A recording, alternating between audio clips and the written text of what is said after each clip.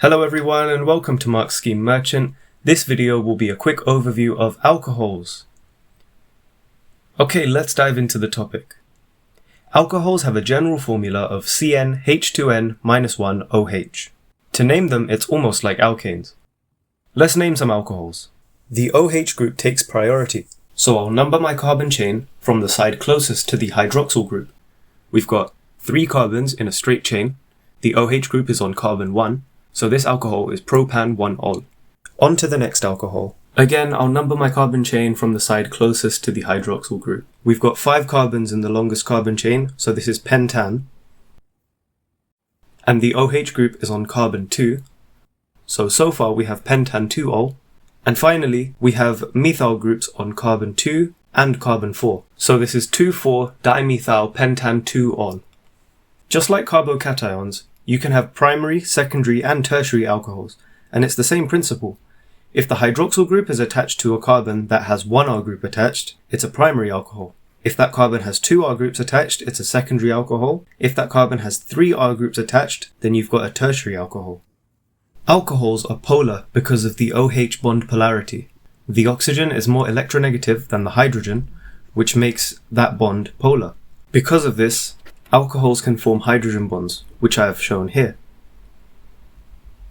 When drawing a diagram to show hydrogen bonding, don't forget to draw on your dipoles as I have shown here. You can substitute the OH group for a halide to form a haloalkane using a sodium halide and an acid catalyst such as sulfuric acid. Here's an example of what that looks like. We're using ethanol and sodium chloride to make chloroethane.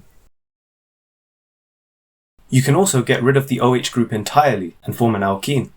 This is an elimination reaction, and again, you'll need an acid catalyst, such as sulfuric acid, but this time it must be concentrated, and you will need heat.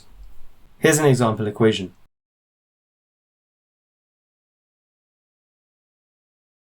Lastly, oxidizing alcohols. You can oxidize primary and secondary alcohols, but not tertiary alcohols. While the products might be different, the one thing that remains the same is that you use acidified potassium dichromate as your oxidizing agent. Let's start with primary alcohols. You can distill a primary alcohol. I've shown the apparatus for distillation fully labelled on the left, and this will give you an aldehyde. Here's an example equation. We're going to use ethanol and our oxidizing agent, which I have represented with square brackets and an O, and we're going to form ethanal and water. You can also reflux a primary alcohol. Again, reflux apparatus is on the left, and this gives you a carboxylic acid. Note that this requires excess oxidizing agent, because we're oxidizing twice. Here's an example equation. Again, we're using ethanol, and we're going to form ethanoic acid and water. Finally, you can oxidize a secondary alcohol by reflux only, and you form a ketone. Here's an example equation.